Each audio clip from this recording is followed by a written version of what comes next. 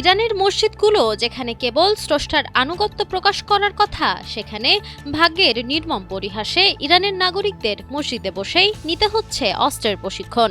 যুক্তরাষ্ট্র যখন ইরানের কাঁধে আক্রমণের শ্বাস ফেলছে, ঠিক তখন ইরানের নারী, পুরুষ, শিশু, এমনকি নানি দাদিরাও মসজিদে বসে নিচ্ছেন অস্ত্রের প্রশিক্ষণ, শিখছেন আত্মরক্ষার কৌশল। মসজিদগুলোই এখন ইরানিদের জন্য মিলিটারি ক্যাম্প হয়ে দাঁড়িয়েছে।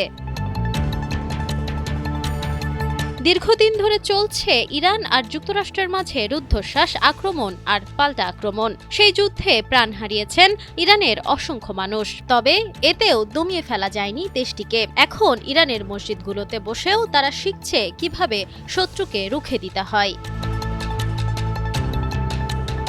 ইরানের মসজিদগুলোতে তৈরি হওয়া ক্যাম্পে দেখা যায় নানি দাদিদেরও। তারা বলেন, আমি আমার পুরো পরিবার নিয়ে এসেছি।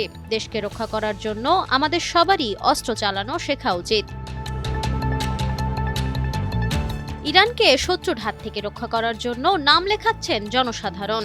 দেশটির রাষ্ট্রীয় টেলিভিশনে এমন দাবি করা হয়। এমনকি নারী, পুরুষ, কিশোর কিশোরী সহ নানি দাদিরাও সব রকম আত্মরক্ষামূলক যুদ্ধের ট্রেনিং পাচ্ছে। মসজিদে মসজিদে ধর্মীয় কার্যক্রমের পাশাপাশি শেখানো হচ্ছে অস্ত্রের ব্যবহার, কিভাবে একটি বন্দুক লোড করতে হয়, কিভাবে তা খুলে আবার জোড়া লাগাতে হয়, তার খুঁটিনাটি ট্রেনিং দেওয়া হচ্ছে সাধারণ নাগরিকদের। ইরান সরকার বলছে, ইসরায়েল ও যুক্তরাষ্ট্রকে রুখতে ইতোমধ্যেই নাম লিখিয়েছে প্রায় ৩ কোটি সাধারণ মানুষ। Nafisa Nuyal, Times today.